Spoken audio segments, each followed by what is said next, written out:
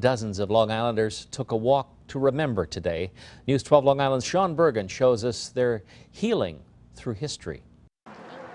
In an act of healing and forgiveness, children of Holocaust survivors were joined by descendants of German Nazis in a 2-mile prayer walk through Yaphank today. Israel Adonai Eloheinu. The March of Remembrance, in observance of Holocaust Memorial Day, began 5 years ago in Germany, says organizer HEINZ. And people started to work through their own family history. They started to ask questions, and a lot found out that their ancestors, that their grandfathers were SS officers, that they were concentration camp guards, and they were really struck by it. So Royce says members of his church organized a small march to the notorious Dachau concentration camp.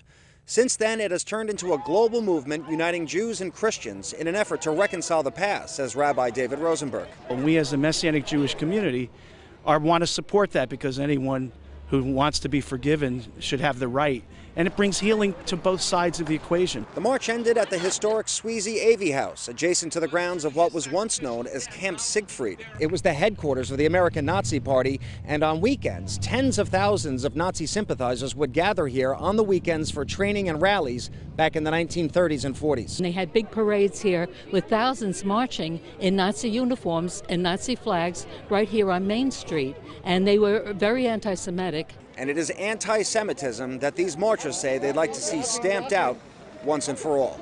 In Yaphank, Sean Bergen, News 12 Long Island. Also out of the history books, the 100th anniversary of the sinking of the Titanic, hitting home for some Long Islanders.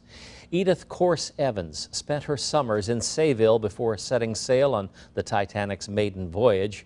She gave up her seat on a lifeboat for a family member. Today, her church held a special service for her. Whenever they come here, they look and they see that plaque. They always want to know who was that? What happened? And was she really a member here? And yes. Evans was also remembered for giving back to Sayville. She was a major contributor to the church, donating funds to build the rectory.